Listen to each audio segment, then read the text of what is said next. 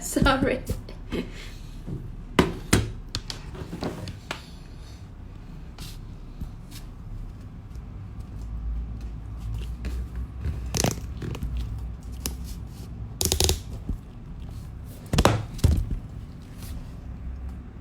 Oh my god, my camera.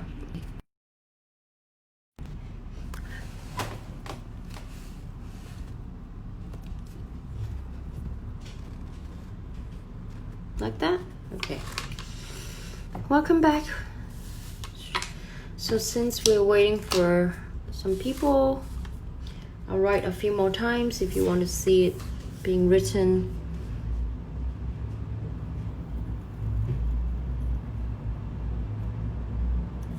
So even when you're practicing, you can just do this line of universal beauty. There's no harm to always practice it to get the consistent.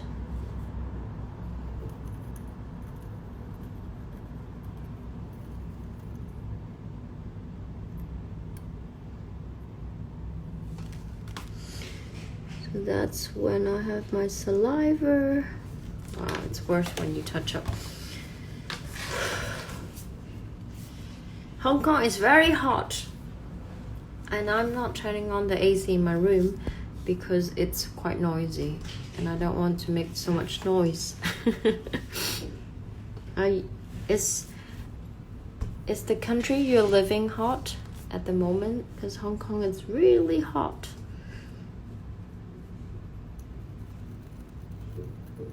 And talking about heat, when you're writing in the hot weather, you will notice that maybe your ink will evaporate a little bit more often.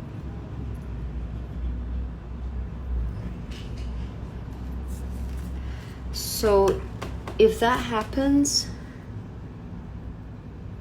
you can always add some water, a few drops of water into your ink and mix it, because water evaporates through heat or air conditioning.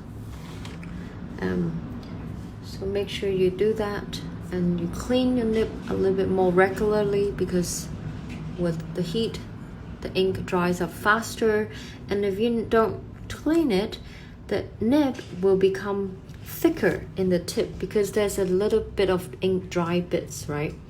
So it's important. Okay, and of course for the paper, if you are a little bit of a sweaty person, or you know, because of the heat, you can put a guard paper. So it's just a blank paper like this, you know, as simple as a blank paper, and just separating your hand so my hand can be resting and writing and shifting while you're writing like that, and it just helps to stop any sweat or oil that sits on the page. Okay, now without further ado, I'm going to show you the summary using the alphabet that I printed here, P. Okay, now I always do this as a summary in my second part of the life, because I don't use any ink here, and you can see the details better. So first of all, when you do the P, for all alphabets in this group, so you have P, B, and R, it will be the same. So first of all, you start with the line of universal beauty. This line of universal beauty is a thin hairline that has a curve, slightly adding pressure. It's the widest in the center, in the middle point, and then back down slowly, getting thinner and relaxed, and you come up. Make sure at this point the nib is closed completely, and you go up with a hairline and draw a ball-shaped terminal and lift. Then I will press, the ink will fill inside the ball terminal. Now the second stroke, it starts with an indirect oval. It's a clockwise movement. So you start with the hairline, adding a little bit pressure in the center. The apex point we talk about has the widest, and then quite quickly you go back to a hairline. Now make sure your point, the nib, is closed into a hairline before you go up. Okay, so notice my nib is constantly pointing parallel to the slant, so you would never write at this angle. Okay, so when you're coming down, don't turn your pen. One more time, you come down, getting thinner, and relax and push up, no pressure. Now when you hit the top, make sure you touch the ascender 2 as the upstroke hits the top of the letter P, and then you come down and gradually add pressure and reduce pressure and lift here, and you come up and lift, and then coming down, retrace, add tiny bit of pressure to do the synthetic shade. Okay, so this is how you can do it. And notice in important part of the P. Now I have a separate sheet of paper to demonstrate these. So I've printed out a lot of these P's. When we look at the alphabet, you will always think of a few things. So you have, this is how you can analyze at home when you are self-studying.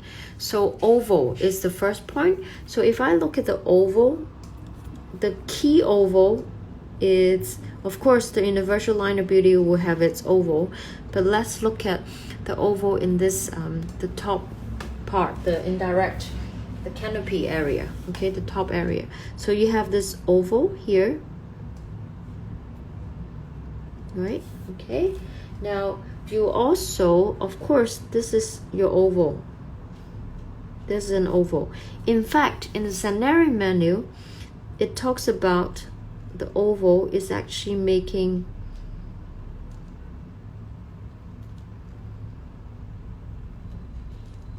like that. So basically it's coming down and up, and you can continue with more loops, with more oval loops. Okay, now you will notice that this also itself, it's a big oval. Okay, now maybe I draw, make it a little bit messy, so I will write one more time, 1, 2, and 3. If you want to remind yourself, then this is the continuous movement. Okay, this is coming from the scenario menu. It has a diagram that show you that the oval will keep going up. Okay, now the next thing we look at for after we write is the slant. You have, this is a ruler designed by Aquino, the silver. He's from Macau, one of my favorite. I have a special one. This is the white one. The product, the final product, it's black in color. The white one is the prototype, so we got his special prototypes. This is quite an old a ruler that's been with me for a while, so thank him for that. Now this is your main slant. Okay, this is a 55-degree slant, so this is your main slant. And we look at the P. Notice that when I draw the slant, the center part kind of here is touching the main slant. Of course, if I want to draw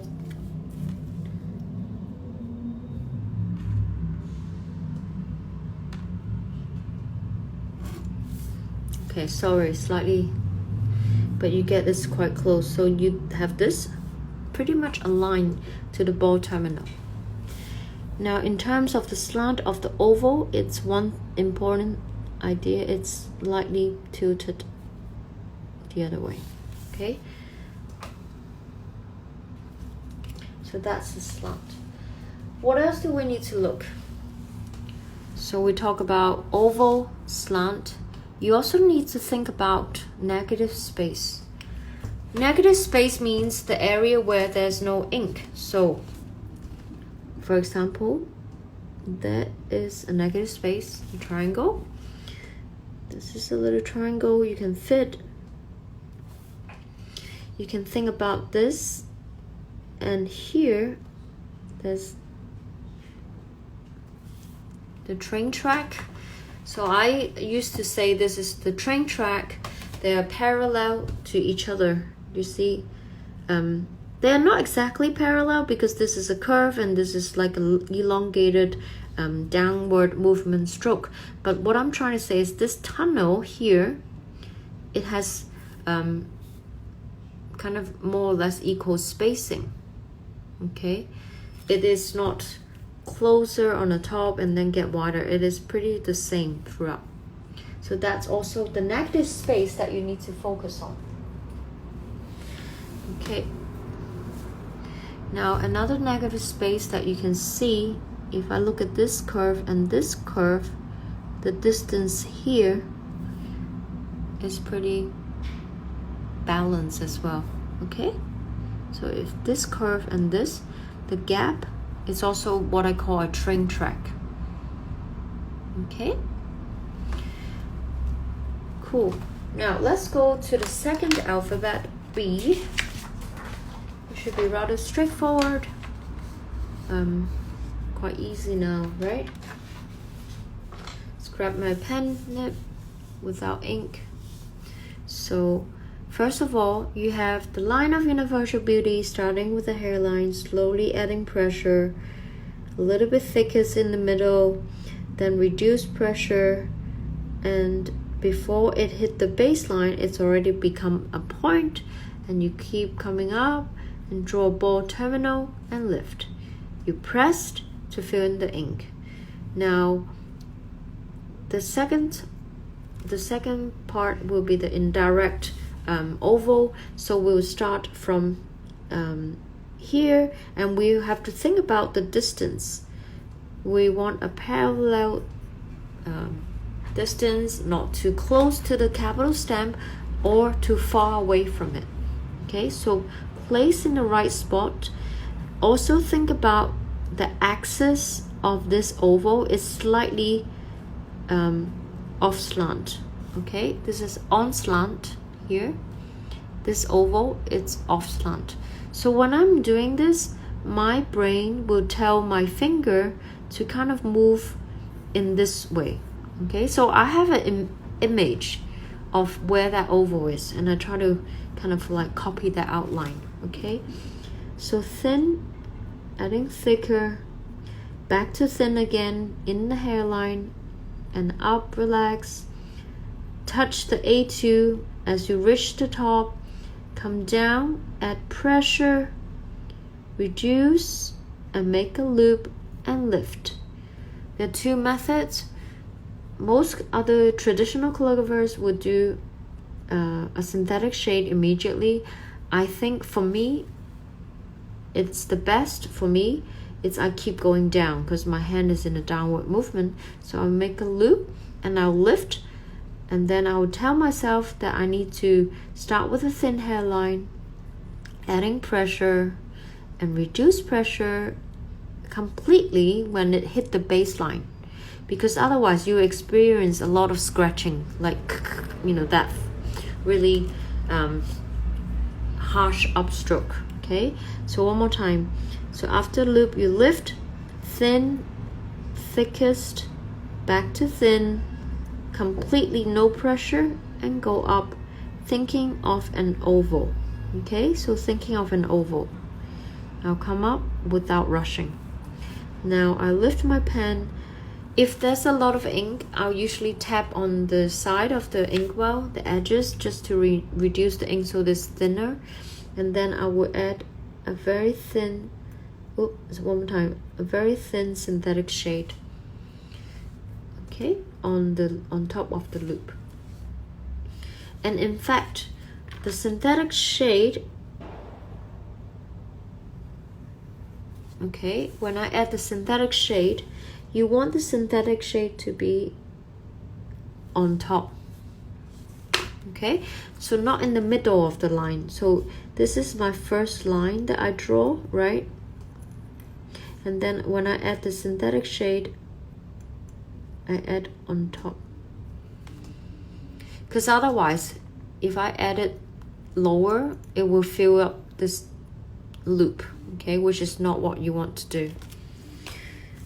Okay, now details to think about in B. Then you use the same way to analyze. Sorry, in my previous sharing online, I didn't do this thing. Maybe I should have, but you keep improving, right? So now the first thing is oval. Think about all the ovals. There are quite a lot of ovals in B. The first one we can see is this indirect oval, because it comes down and up, so that's a smaller one. Then of course you get a larger one, right? You keep coming. In fact, this is the bigger oval for the B. Now here there is an upright oval. Upright means it's kind of more a little bit more vertical. Okay, so there's oval, and this is actually your oval as well, hidden oval. Now for me, this, I'm just trying to think, this, it's actually, I always think it's more like a horizontal oval, but in a way, if you think about this coming here, yeah, it is more like a horizontal oval. You see? But I personally think this is, don't overthink this oval too much, because when you're coming down and up, your hand will automatically do this movement, okay? And but this is a horizontal oval because it dissects here. But I think, don't overthink.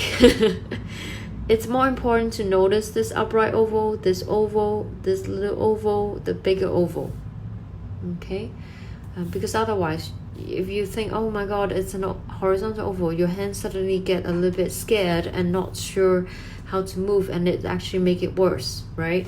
So quick recap. Sorry, I would say this is important. First, the bigger one, the bigger oval, okay, this oval and this oval. And of course, a line of universal beauty will have its own, this create the oval and this create the oval, which I won't add it here, because this is, I'm assuming this is part of your understanding, okay? Now the next thing we need to look is the slant.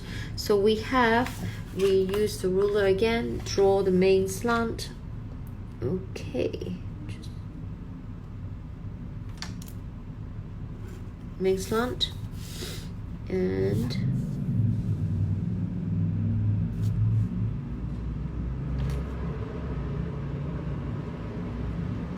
okay, the slant, the middle, the widest point is hitting on the slant.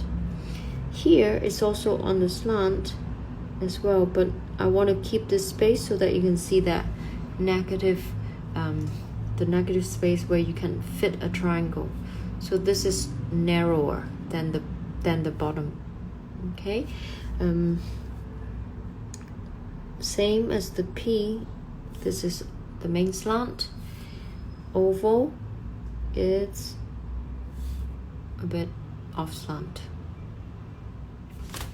Last part that we want to look at is your negative shade, negative space or spacing here. Fit the triangle. Okay, if you think there is a triangle here as well, what it tells you is it has to be a thin line. So thickest back to thin, thin, thin, thin, thin, thin, and then thickest in the center. Okay, so technically you can fit a triangle as a reminder. You think about the spacing here. Okay, what else do you think? You think about, it's this curve and here this space. Okay, they balance up. All right, that's pretty much. Okay, now the last alphabet is the R.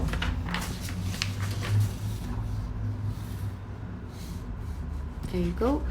Now with the letter R, we have starting with a thin hairline, coming down, adding more pressure, heaviest in the center, and then reducing pressure. No pressure when you're on the baseline and you come up, make a ball shape and lift. Press and the ink will fill in. Second is the indirect oval, same as the B, same as the P. You want to think about the distance and start with a thin hairline, adding pressure and keeping it light and going up, relax, and then add pressure in the center, back to a thin line quite quickly and make a loop and lift. And then you want to start with a thin hairline, adding pressure down and reducing pressure quite quickly about here. Okay, you reduce the pressure where you can fit this triangle. So the top of the triangle, you want to reduce the pressure and then it will go back to a point. Do you see the nib close back and lift? Then you want to come up thinking about an oval. So this is an oval. Okay, this is like an underturn or part of a compound curve.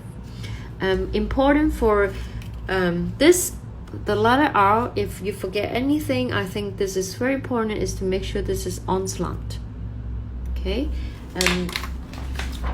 so coming into the page, so we can repeat ourselves. Sorry if it's annoying, but this is how you repeat and then it kind of becomes part of a memory. But of course it's important for you to truly understand, you know, don't just keep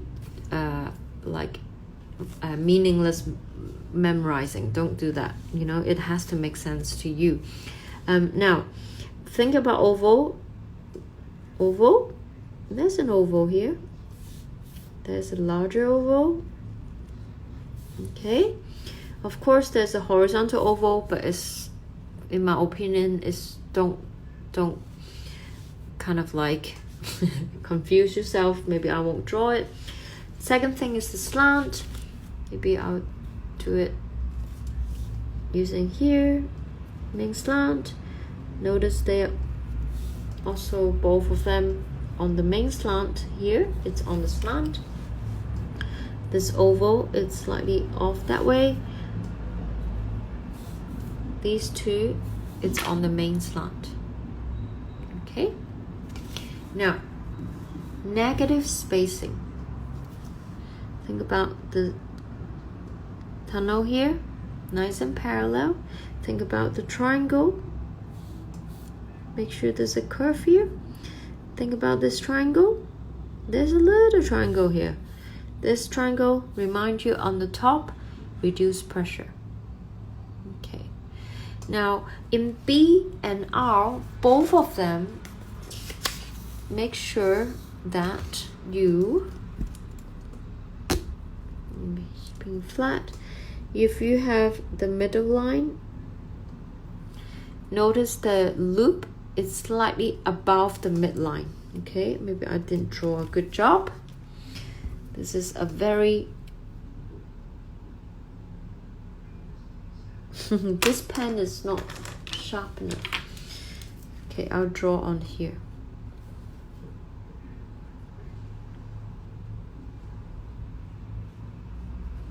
Okay, imagine this is about the midpoint. So what I'm trying to say is this loop should be slightly above the midpoint. so that you have a shorter top and a wider at the bottom. Okay, this is important for B and R because this is the proportion. P is the same, but because P we don't put anything underneath, so technically what you need to remember is making sure this P is going above the waistline. Okay, it's not touching the waistline, it should be slightly above the waistline. All these loop should be all above the waistline. You see, it's identical, it's above the waistline. If you move it too low, if you bring it too low, you will notice that it's a little bit too heavy. Okay, so that's kind of wraps up with what I want to show you today. I actually also try to prepare some alphabet to show you if you're interested to stick around. This is from a copy of a scenario menu for my study, and I want to show you some interesting P that I found in the scenario menu. You can see here, this P, it ends with a tiny little ribbon. So it's not necessary like the same, it can be rather creative. You have this P here, it ends with a ball terminal. Do you notice that this P has a smaller part on the top? Okay, do you notice? This is a little bit narrower, this feels a little bit wider because of the Roman capital proportion. What else? There is another P that was quite interesting right there. Oh, I'll have it here. Yeah, this P. Look how gorgeous. It becomes like an L, right? A massive oval flourish. So beautiful. This is the B, same. Yeah, you can try this out. Now one last thing, sorry, I suddenly remember. In the scenario menu, there's a detail they talk about. They said that in the loop of a B and R, the small loop, what did it say? I quoted it out. It said point the little loop on the R and the B downward. So for my understanding is, let me hold the camera still. Sorry. Now what I understand is for this little loop, in the scenario menu, I think what it means is pointing this downward. So when you do the loop, if this is the B, this loop is pointing downward. Again, it depends how detailed you want to become. I mean, for me, most of the time, I kind of write it a little bit flatter, as in the oval is kind of horizontal. When I remember, I would tend to do it more pointing downwards, like that. I don't know. I mean, I think it's just a matter whether you want that level of detail. It's up to you. But I mean, if you do that, that's pretty good as well. So yeah, I guess that's pretty summarized today, what I want to show you. So next time when we come back, we're gonna do a bigger alphabet group. Now it is, let me try to remember. I have it here. So next time when we come back, so we are going to do X, Q, U, and Y. Okay, so we have 3 more weeks. We're gonna do X, Q, U, Y next Wednesday for alphabets, which is quite a lot, but I try my best to get it done within the time frame. And then this is the following week, so each Wednesday we'll do that.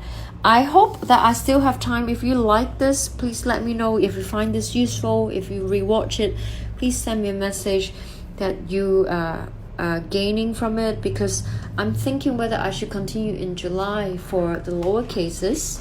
I really enjoy doing this, but because work is slowly picking up, and I just need to see whether you would like me to keep doing it, or yeah, so do let me know, okay? And if you are interested, all my copy sheets that comes with the different groups, with the exemplar and all the practice paper, it's available on my shop.kalomakeart.com. We ship international as well, so I can ship this printed version to you, or a digital copy where you can print it at your home.